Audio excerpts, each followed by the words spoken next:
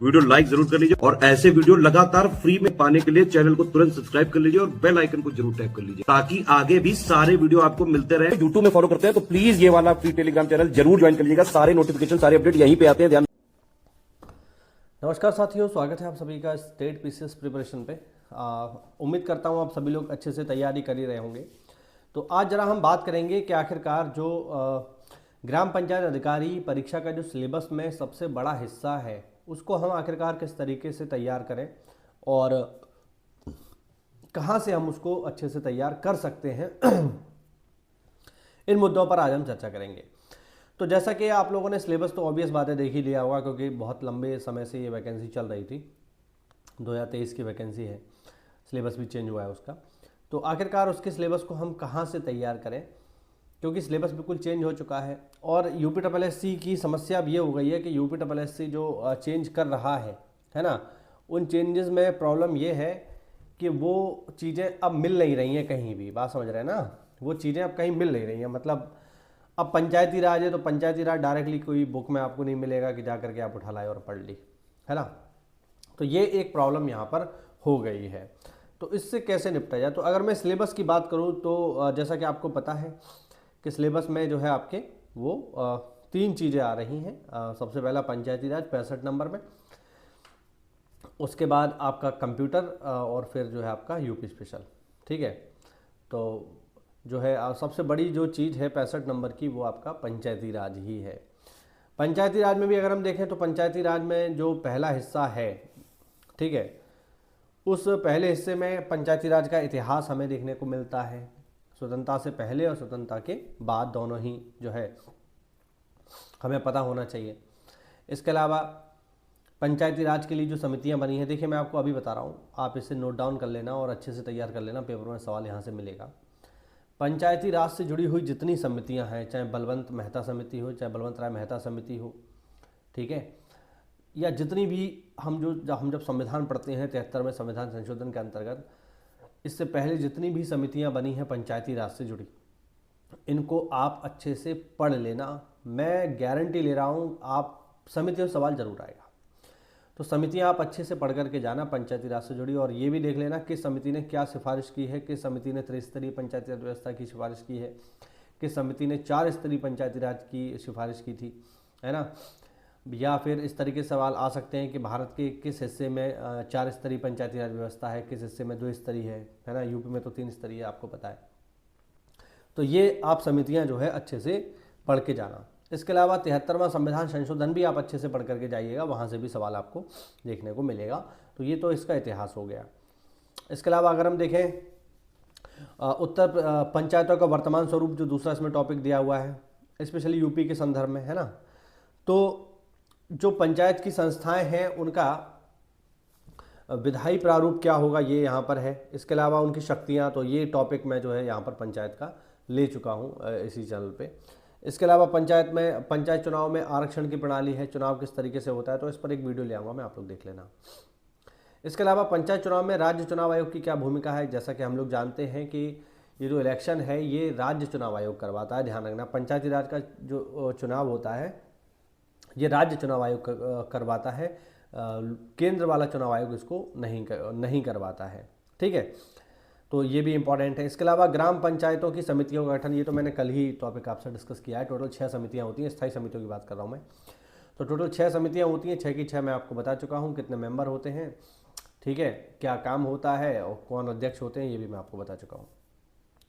ठीक है, इसके अलावा उत्तर प्रदेश के संदर्भ में ग्राम पंचायतों के अधिकार, दायित्व और कर्तव्य, इस टॉपिक को भी मैं कवर कर चुका हूँ कि ग्राम पंचायतों के क्या क्या कर्तव्य होते हैं, क्या क्या दायित्व होते हैं, बैठक कौन बुलाता है ना। अभी एक स्टूडेंट्स रहे हैं हमारे, मतलब तैयारी कर रहे होंगे हमारे चैनल से, वो कमेंट करके पूछ रहे थे कि बताइए सर ग्राम सभा की मीटिंग कौन बुलाता है ना। तो उन्हें डाउट था कि सचिव बुलाता है कि प्रधान बुलाता है। तो जैसा कि हम लोग जानते हैं कि पंचायती राज अधिनियम की धारा मतलब पंचायती राज अधिनियम 1947 का नियम नंबर 33 ये साफ साफ कहता है कि ग्राम सभा की मीटिंग को हमेशा और हमेशा प्रधान जी ही बुलाते हैं। मीटिंग कोई भी हो, देखिए प्रधान जी ही बुलाएंगे, ये बात समझ लो।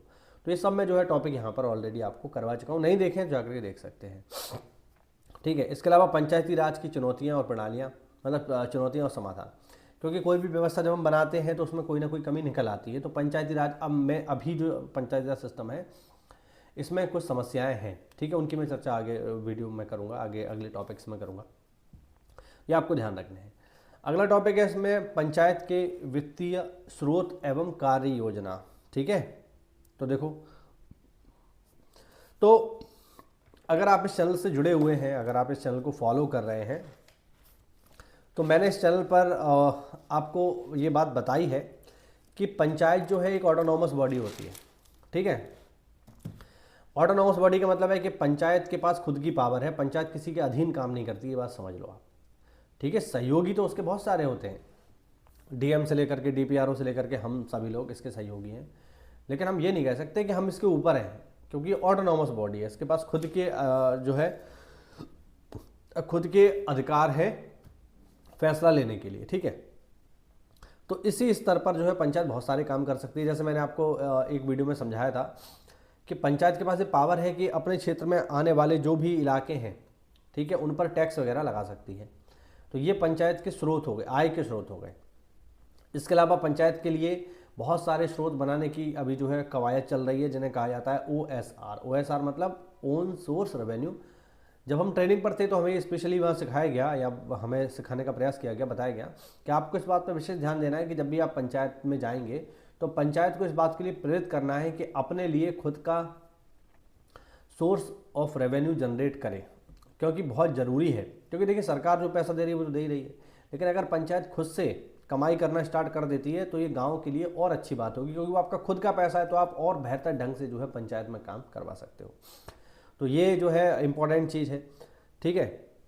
तो आय के स्रोत क्या क्या हो सकते हैं वो सब, ये मैं एक पूरा वीडियो इसके लिए ले आऊँगा, ठीक है। मेरे पास है, इसका पूरा मटेरियल है, मुझे ट्रेनिंग के दौरान मिला था।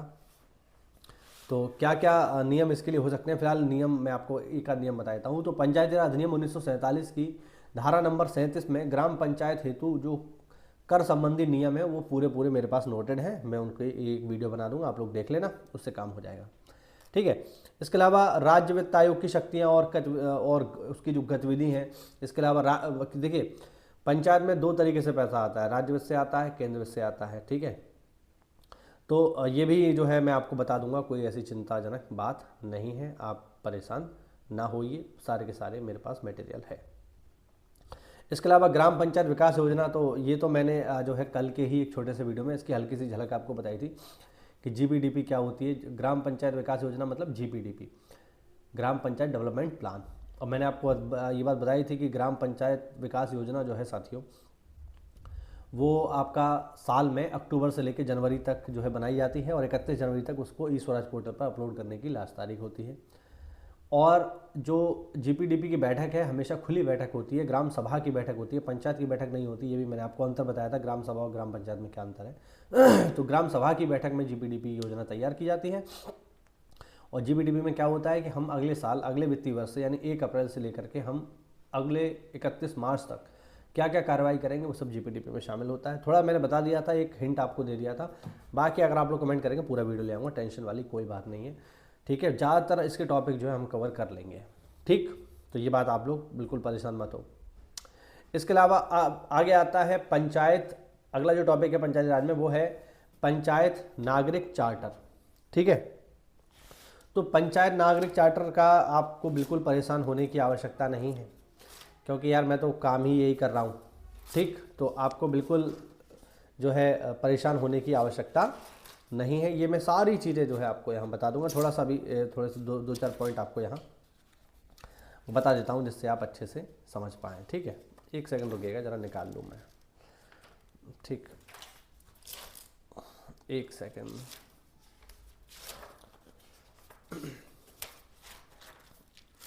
तो पंचायत सिटीजन चार्टर, चलिए, तो पंचायत सिटीजन चार्टर जो है ये लागू हुआ है 4 जून 2021 से। ये पूरा टॉपिक है आपका है, इस पर मैं एक सेपरेट वीडियो ले आऊँगा, टेंशन मत लो, पूरा का पूरा आपको करा दूंगा।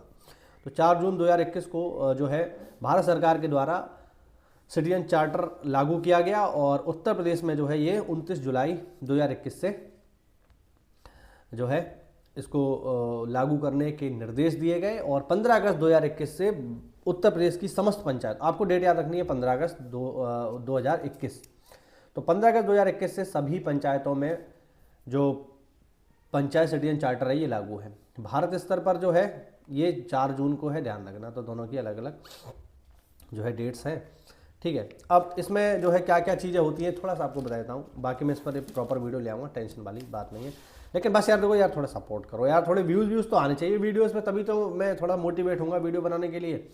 अब मैंने पहले दिन वीडियो बनाया तो 1000-1500 लोगों ने देखा, फिर दूसरे दिन बनाया तो 700-800 पे आ गया, तीसरे दिन बनाया 500 पे आ गया, अब चौथा 5वां मैंने क्लास लिया तो 300 पे अटक गया। तो यार ये थोड़ा सा डिमोटिवेट करता है, तो थोड़ा सा आप लोग इतना तो मेरे लिए कर ही सकते हैं, ठीक। अच्छा चलिए बात करते हैं कि आखिरकार पंचायत सिटीजन चार्टर क्या होता है ना। तो इसमें क्या है कि इसमें पंचायत स्तर से बहुत सारी सेवाओं को दिया जाता है ना। जैसे अगर हम देखें कि कौन कौन सी सेवाओं को दिया जाता है, तो सबसे इम्पोर्टेंट आपको मैं पहले भी बता चुका हूँ, जन्म प्रमाण पत्र, मृत्यु प्रमाण पत्र, इसके अलावा परिवार रजिस्टर की नकल, ये सब आपका पंचायत स्तर से दिए जाते हैं। इसके अलावा अगर प्रशासनिक सेवाओं में अगर हम देखें तो ग्राम सभा बुलाने का अधिकार एक इम्पॉर्टेंट चीज़ है, याद रखिएगा। तो जैसा मैं आपको बता रहा था कि प्रशासनिक सेवाओं में ग्राम सभा को बुलाने का अधिकार जो है, ठीक है। इसके अलावा जो पंचायत कर्मी हैं उनसे जुड़ी हुई सेवाएं भी होती हैं। इसके अलावा मनरेगा में जॉब कार्ड पंचायत स्तर से बनाया जाता है और ये सब काम पंचायत सिटीजन चार्टर के अंतर्गत आते हैं। मनरेगा में काम के लिए अनुरोध, क्योंकि ये आपका एक राइट है कि अगर आप बेरोजगार हैं तो आप 90 दिन का रोजगार गारंटी आपको मिला हुआ है मनरेगा के अंतर्गत, है ना, तो वो भी आप ले सकते हैं। इसके अलावा शौचालय के लिए आवेदन करना, आवास के लिए आवेदन करना, गांव की टूटी हुई गलियों के लिए आवेदन करना, ये सब आप जो है पंचायत स्तर के सिटीजन चार्टर के अंतर्गत आते हैं। या मान लीजिए गांव में नल खराब हो गया, वो आप करवा सकते हो, ठीक है। तो कुल मिला के ये सारी जो चीज़ें हैं ये आती हैं किसके अंतर्गत साथियों, ये सारी आती हैं पंचायत नागरिक चार्टर के अंतर्गत। इन पर मैं प्रॉपर वीडियो बना दूंगा, लेकिन बस आप थोड़ा सा यार सपोर्ट करो यार, है ना। इसके अलावा जब आप नौकरी पा जाओगे तो आपको पंचायत पर, प्रत्येक पंचायत पर आपको जो है काफ़ी सारे लोग मिलते हैं, उनमें सबसे इंपॉर्टेंट होता है पंचायत सहायक। तो पंचायत सहायक की क्या भूमिका है, क्योंकि मोस्टली काम पंचायत सहायक ही करते हैं। और पंचायत सहायक से उनकी क्या भूमिका है गांव में, क्योंकि गांव में आपको कोई नहीं जानता, ठीक है। अब पंचायत सहायक वहीं का होता है तो वो सब लोगों को जानता है। आवास का सर्वे करेंगे पंचायत सहायक की सहायता से, बात समझ रहे हैं। पात्रता का जो फैसला होता है वो पंचायत सहायक के माध्यम से ही होता है, क्योंकि वही लोगों को जानता है, आप किसी को नहीं जानते हो, तो ये है। इसके अलावा अब जो है नियम है कि प्रत्येक पंचायत भवन पे CSC सेंटर बनाए जा रहे हैं, कॉमन सर्विस सेंटर ज़्यादातर बन चुके हैं, जहाँ नहीं बने वहाँ पर काम चल रहा है। तो ये भी जो है एक इम्पॉर्टेंट चीज़ है, आपके सिलेबस में भी है, सिलेबस में ही देख के मैं आपको बता रहा हूँ, ठीक है। इसके अलावा अगर हम देखें तो परिवार रजिस्टर, जन्म और मृत्यु का पंजीकरण, ये मैं आपको जो है अभी मैंने आपको बताया, बाकी इस पर हम एक वीडियो लेकर के आएंगे, ठीक है। इसके अलावा अगला जो इसमें टॉपिक है साथियों वो है राष्ट्रीय ग्राम स्वराज अभियान, ठीक है। अब ग्राम स्वराज अभियान हो या ग्रामीण स्तर पर जो सबसे बड़े पैमाने पे अभियान चलता है वो है स्वच्छ भारत मिशन ग्रामीण। ये ऐसी फ्लैगशिप योजनाएं हैं भाई, जिन पर जैसे ही आप एग्ज़ाम पास करके आओगे ना, तो पहली जो आपकी ट्रेनिंग होगी, मतलब पहले तो अब ऑब्वियस बात है पहले आप ट्रेनिंग लेकर ही आओगे, तो ट्रेनिंग में भी आपको जो है SLWM के बारे में बताया जाएगा, ठीक है। SLWM का मतलब है सॉलिड लिक्विड वेस्ट मैनेजमेंट, यानी स्वच्छ भारत मिशन के अंतर्गत ही आता है। तो SLWM का बहुत बड़ा कार्यक्रम है स्वच्छ भारत मिशन, क्योंकि आपको पता होगा जब हमारे प्रधानमंत्री जी पहली बार 2014 में बन करके आए मोदी जी, तो उन्होंने पहला जो बड़ा फ्लैगशिप स्कीम चलाई वो थी स्वच्छता को लेकर के 2014 में, 2 अक्टूबर 2014 को।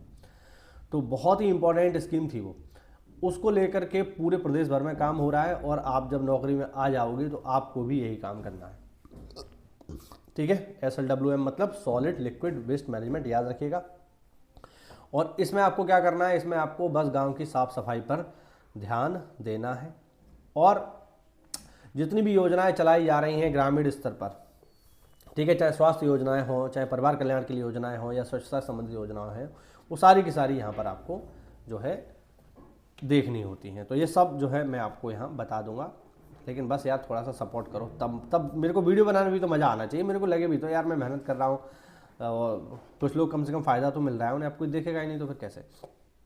इसके अलावा अगला जो टॉपिक है वो है ग्राम पंचायत के सचिव, जन्म एवं मृत्यु पंजीकरण अधिकारी की रूप में भूमिका। तो अगर आप मेरे चैनल से जुड़े हुए हैं तो मैंने बातों बातों में कई बार आपको बताई है ये बात कि सबसे इम्पोर्टेंट चीज़ जो है वो जन्म मृत्यु ही है, ठीक है। क्योंकि अभी की स्थिति के अनुसार जो है 21 से 30 दिनों के भीतर अगर किसी की मृत्यु होती है और वह आवेदन करता है तो आप ही जन्म मृत्यु के रजिस्ट्रार हैं, ठीक है। ठीक, याद रखना 21 से 30 दिन के भीतर, 21 दिन के भीतर आवेदन हो जाना चाहिए, उसके बाद उस पर थोड़ी कार्रवाई होती है। तो 30 दिन तक अगर जो है कोई मिल जाता है आपको आवेदन तो फिर उस पर कार्रवाई आप जो है करोगे और आप ही पास करके दोगे।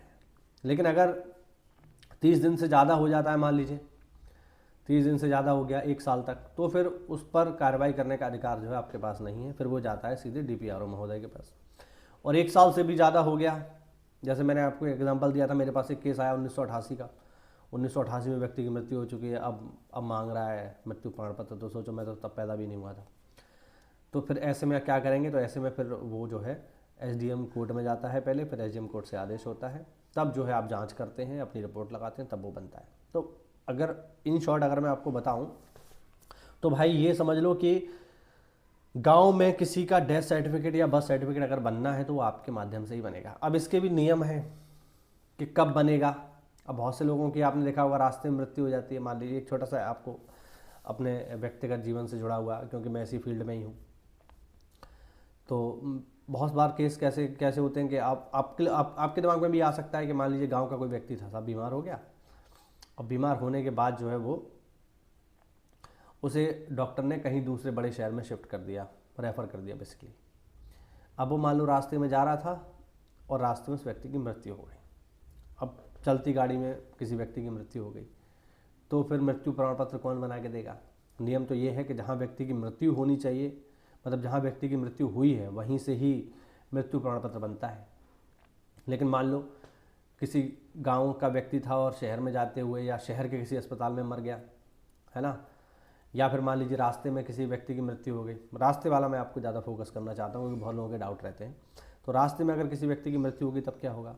तो फिर ऐसे में फिर आप ही को बनाना है। लेकिन कैसे बनाएंगे आप? तो आप बनाने का तरीका ये है कि एम्बुलेंस से जब उस व्यक्ति का मृत शरीर जिस स्थान पर उतारा जाएगा, जिस गाँव में उतारा जाएगा, जिस स्थान पर उतारा जाएगा, वही स्थान से उसका मृत्यु प्रमाण पत्र बनेगा। अगर आपके ज्यूरिडिक्शन में वो उतरा है, आपके अधिकार क्षेत्र में उतरा है तो आप बनाएंगे। लेकिन मान लो किसी दूसरे पंचायत में या किसी दूसरे शहर में जाकर के उतरा है तो फिर आपका अधिकार नहीं है। तो इन शॉर्ट अगर मैं कहूँ तो चाहे जन्म प्रमाण पत्र हो चाहे मृत्यु प्रमाण पत्र हो, इन दोनों को बनाने में ग्राम पंचायत सचिव या ग्राम पंचायत अधिकारी, ग्राम विकास अधिकारी की बहुत महत्वपूर्ण भूमिका है। क्योंकि इस सर्टिफिकेट की जो मान्यता है वो सुप्रीम कोर्ट, हाई कोर्ट तक ही है, ठीक है। और याद रखना, ज़मीन जायदाद से जुड़े जितने भी मामले होते हैं उन सभी में मृत्यु प्रमाण पत्र, अब जब आप नौकरी में आ जाओगे तो आपको पता चलेगा कि जितने भी पुराने केस आते हैं ना कि 1980 का, 1988 का, 1990 का आदमी मरा हुआ है और अब आपके पास कोई मृत्यु प्रमाण पत्र बनवाने आ रहा है, तो सीधा सा मतलब है ज़मीन जायदाद का केस है। कोर्ट में गया होगा, वकील ने सलाह दी होगी कि उसका डेथ सर्टिफिकेट ले आओ, तो आपके नाम ज़मीन आ जाएगी। तब वो व्यक्ति भागता है, तब आप बना के देते हो। तो भूमिका की बात करें तो सब भूमिका आप ही की है, आप ही को करना है जो भी करना है, ठीक है।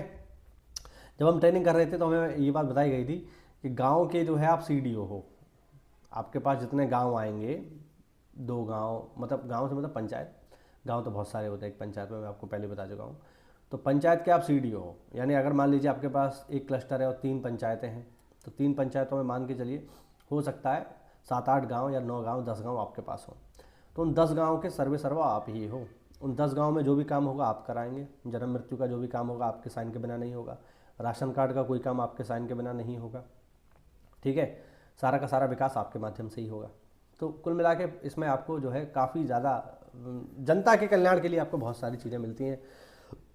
अब बाकी अगर आप देखोगे तो लोगों के उल्टे सीधे कमेंट मेरी वीडियो में भी रहते हैं, मैं देखता हूँ नीचे कि अरे नहीं कि प्रधान जी के साथ मिल जाता है, इसके साथ मिल जाता है। तो यार इसका मेरे पास कोई जवाब नहीं है, क्योंकि हर व्यक्ति का अपना एक नेचर होता है, हर व्यक्ति की अपनी एक गरिमा होती है। तो उस हिसाब से लोग काम करते हैं। हर प्रोफेशन में लोग अच्छे भी होते हैं, लोग ख़राब भी होते हैं, लोग लालची भी होते हैं, लोग भ्रष्टाचारी भी होते हैं, और ये सभी जगह है। तो ये आपके ऊपर है कि आप अपना, जब आप नौकरी में आओगे तो आपकी पहचान आपके काम से होगी, ध्यान रखना। और काम आप किस तरीके से करते हो यही अंत में मायने रखता है। ठीक है, तो ज़्यादा इतना कोई परेशान होने की आवश्यकता नहीं है। इन शॉर्ट नौकरी बहुत बढ़िया है। ठीक, तो ये जो भी सिलेबस हमने यहाँ डिस्कस किया वो तो मैं आपको यहाँ करा ही दूंगा।